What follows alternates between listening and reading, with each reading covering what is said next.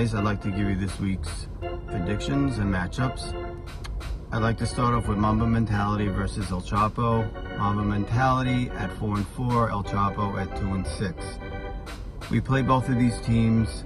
The first week of the season, we played El Chapo. It was Diamondstein kept the game close, but they just did not have enough firepower. And I said this in the beginning of the season.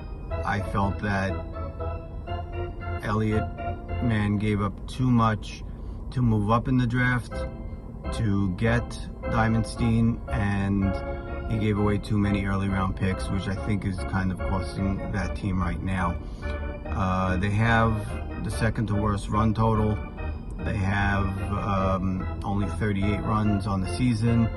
I don't see how they're going to pull out a win in this one. I don't see how they're going to pull out a win for the rest of the season, if you really want my opinion.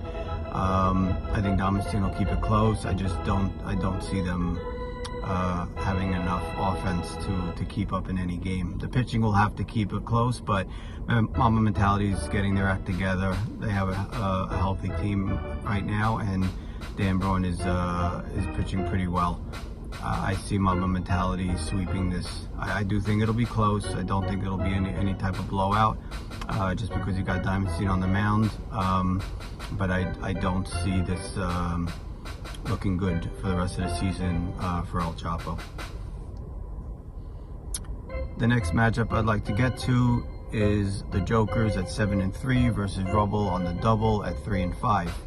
We played both of these teams. We got swept by the Jokers. Mark Cohen was pitching lights out. Their defense is probably arguably the best defense, I would say, in the league right now.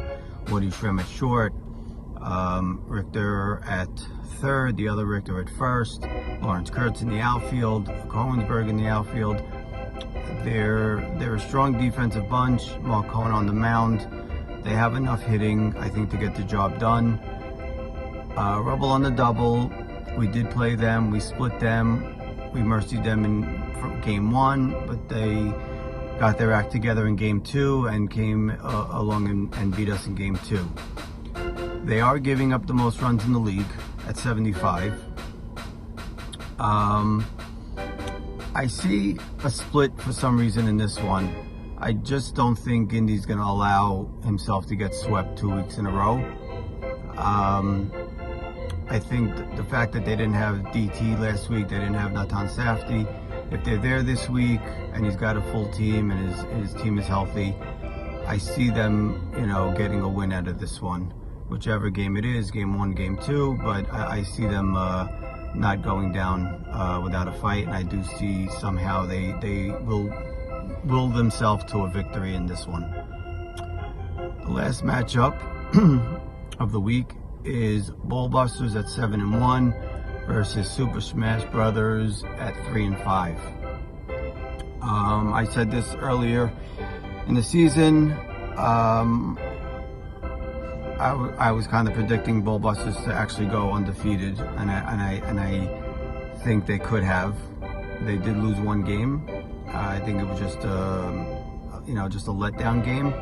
But these guys are the real deal. Their hitting is very well. Sakal seems to be pitching very well. For what I've seen, we have not faced them yet. They're the only team we haven't faced yet. But they look to be quite solid. 71 runs on offense, only 42 runs being given up. They have great chemistry. You got Itzkowitz. You got Shua Danny at short, which was a great blind pickup in this draft. You have Jamal playing center field. You got Dweck playing first. They have a well-rounded team. They have a good hitting team. They have solid pitching. I don't think Super Smash Brothers is even going to put up a fight in this one. I just don't see enough offense on their side. Only putting up 37 runs on the season. Schwecke will throw strikes, but I just think that team's going to get smacked around this Sunday. I just don't see enough, if any, firepower to go up against the Ballbusters this week. I'm predicting the sweep with the Ballbusters taking 2.